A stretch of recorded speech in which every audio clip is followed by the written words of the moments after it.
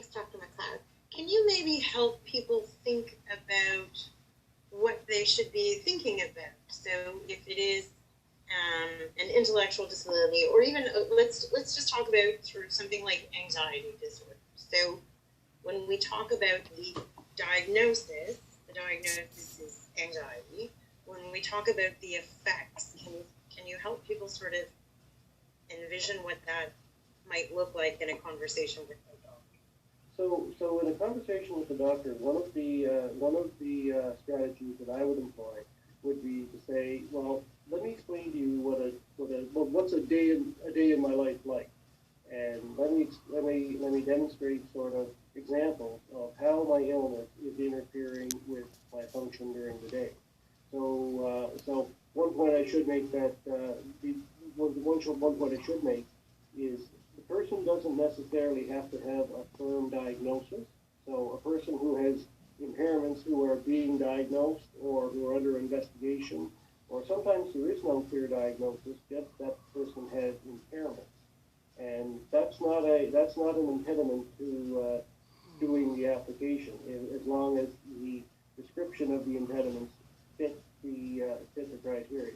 So with your example of anxiety, persons with anxiety, when they speak to me, they'll often tell me about a lot of physiological symptoms that they have. So they'll become so nervous that they can't think straight.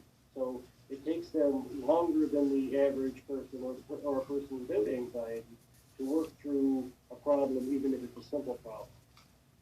A person with anxiety may have, may be so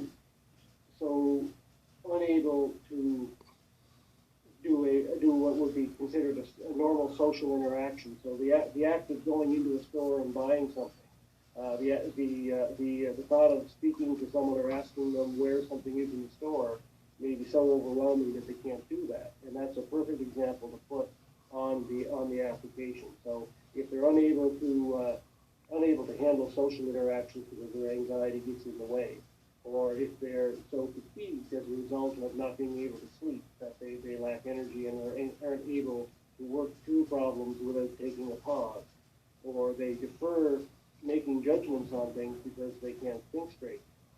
They can't think straight because their anxiety is such that their mind is racing all the time. So with a racing mind, their memory is impaired. They can't think through a problem, so they can't face social interactions, or they can't face sitting down and paying their bills, so they defer out those things. If family members need to help them with things that should be day-to-day things that we take for granted, and those are ways of putting down.